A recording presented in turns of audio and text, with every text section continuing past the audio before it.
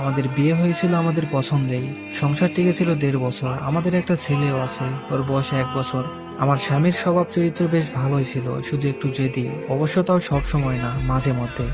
মানুষ ভাবে ওর বদ জেদের জন্যই বুঝি আজ এই অবস্থা, কিন্তু আমি জানি আমাদের সমস্যার শুরুটা ওর দিক থেকে হয়নি। সব সংসারেই তো টুকিটাকি কিছু সমস্যা থাকে, ওরকম আমাদের মধ্যেও মাঝে সাথে ঝগড়াঝাটি হতো। কিন্তু ঝগড়া বাদলে আমি বাপের বাড়ির দিকে হাঁটা ধরতাম। বাপের বাড়িতে বোনেরাও আসতো, আর ভাইরা তো ছিলই। তাদের কাছে কেঁদে কেটে সবটা বলতাম। তখন সবাই ওকে ফোন করে কথা শোনাতো। আমার ছোট বোন তো রীতিমতো তাকে অপমান করতো। আমার কাছেও মনে হতো, ঠিক আছে, কত বড় সাহস আমার সাথে লাগতে আসে, আমাকে নিজের মতো করে নাচাতে চায়। আমার মধ্যে কেমন একটা জেদ কাজ করতো। ওর কাছে ছোট হব, ওর কাছে নিজের ভুল স্বীকার করব, মাফ চাইবো, এটা ভাবতেই পারতাম না। উল্টো বড় গলা করে বলতাম, ডিভোর্স দাও। তোমার মতো লোকের সাথে কে সংসার করবে? না, ডিভোর্স আমি কখনোই মন থেকে চাইনি। ওটা ছিল শুধু মুখেরই কথা। ওর সামনে ছোট হওয়ার চাইতে ডিভোর্স চাওয়া আমার কাছে সঠিক মনে হতো। একদিনের কথা আমার এখনো মনে পড়ে। সেদিন একটা ছোট ব্যাপার নিয়ে তর্ক করতে করতে দুজনেই খুব উত্তেজিত হয়ে পড়ি। রাগে আমার শরীর কাঁপছে, যা মুখে আসছে তাই বলছি। তুই তুকারি গালিগালাজ অপমান কিছুই বাদ হয়নি। এক পর্যায়ে সহ্যের বাঁধ ভেঙে ও আমার গায়ে হাত তুললো।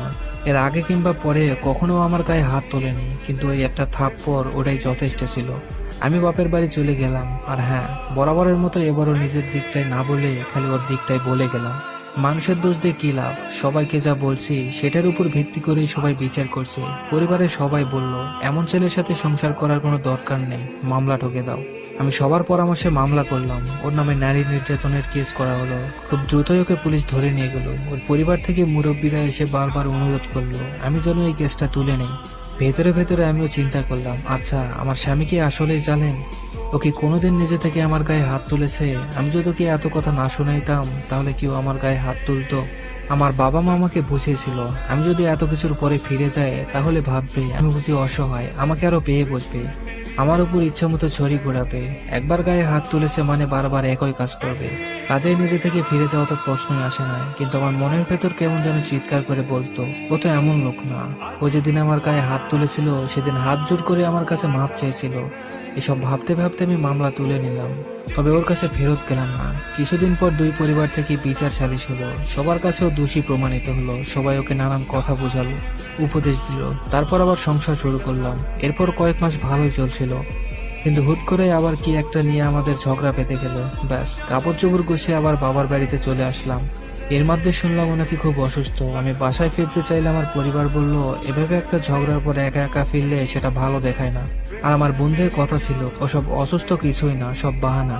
আমরা চাচ্ছিলাম ওই পক্ষ থেকে কিছু আত্মীয় স্বজন এসে ভুল স্বীকার করে আমাকে হাতে পায়ে ধরে নিয়ে যাক, কিন্তু এবার কেউ আসলো না। এর কিছুদিন পর ও আমাকে ডিভোর্স লেটার পাঠিয়ে দেয়। ডিভোর্স লেটার দেখে আমার পরিবার সবাই খেপে গেল। কত বড় সাহস, মেয়েটাকে এত কষ্ট রেখেছে, তার উপর ডিভোর্স লেটার পাঠিয়ে দিয়েছে। সবার কথাই আমার কাছেও মনে হলো, ঠিক তো, কত বড় সাহস, আমাকে ডিভোর্স দিতে চায়। ওর সব ভুলগুলো চোখের উপর ভাসতে লাগলো। মা বাবা মনে করিয়ে দিল, ও হলো সেই ছেলে যে কিনা আমার গায়ে হাত তুলেছে। প্রতিশোধের আগুনে জ্বলতে জ্বলতে আমিও ঠিক করলাম, এবার ডিভোর্সই দিব। কে চায় এমন ফালতু লোকের সংসার করতে? কোর্টে গিয়ে ওকে হেনস্থ করার চেষ্টা করলাম। আমার মাসিক খরচ বাড়িয়ে একটা আকাশ ছোঁয়া অঙ্ক দাবি করলাম। আমি চাচ্ছিলাম ওর যেন দেয়ালে পিঠ থেকে যাক, যেন নিজে থেকে আমার কাছে এসে আবার সংসার করতে চাই। আসলে ডিভোর্স হোক আমি তা কখনোই চাইনি, কিন্তু জেদ আমাকে খেয়ে নিয়েছিল। আকবরই ওকে ডিভোর্স তুলে নিতে বলা আমার পক্ষে অসম্ভব। ওর কাছে ছোট হওয়া আমি মানতেই পারিনি। কি আশ্চর্য ব্যাপার, ও আমার আকাশ ছোঁয়া সমস্ত দাবি মেনে নিল। আমার ছেলেকে আমি পেয়ে গেলাম, ভরণ পোষণ, মাসিক খরচ, ওর সম্পত্তি সব। বিনিময়ে ও পেল শুধু ডিভোর্স। আমাদের ডিভোর্স হয়েছে আজ 3.5 বছর। ও আবারও বিয়ে করেছে, সুখে আছে বোঝা যায়। আসলে ওর মতো স্বামীকে নিয়ে মেয়েরা হয়তো সুখেই থাকবে। এখন আমার নিজের কথা ভেবে আফসোস হয়। মানুষের মুখে কথা কখনো কখনো ছুরির চেয়েও ধারালো হতে পারে। ও আমাকে একবার থাপ্পড় মেরেছিল ঠিকই, কিন্তু আমি কথার তীরে তাকে ছিন্ন ভিন্ন করে ফেলতাম। শারীরিক নির্যাতন করিনি ঠিকই, কিন্তু মানসিকভাবে কষ্ট দিতাম। এসব কথা আমার বাবা মাকে কখনো বলা হয়নি। নিজের দোষের কথা মানুষ কতটাই বা বলে। মাঝে মাঝে ভাবি, ইস, আমার পরিবার যদি একটু নিজে থেকে বুঝে আমাকে সংসার করার উপদেশ দিত। যখন আমি ওর কাছে ফিরে যেতে চাইতাম, তখন ওর খারাপটা না বলে যদি একটু ভালো দিকগুলোর কথা মনে করতাম, আমি যদি নিজের জেদ নিয়ে না পড়ে থাকতাম, একটু ওর কাছে নত হতাম, তাহলে হয়তো আজ আমাকে এই দিনগুলো দেখা লাগতো না। আজ আমার ভাই বোন, বন্ধু বান্ধব সবারই নিজেদের সংসার আছে, কিন্তু ছোট্ট একটা ভুলে আমার সব শেষ হয়ে গেছে।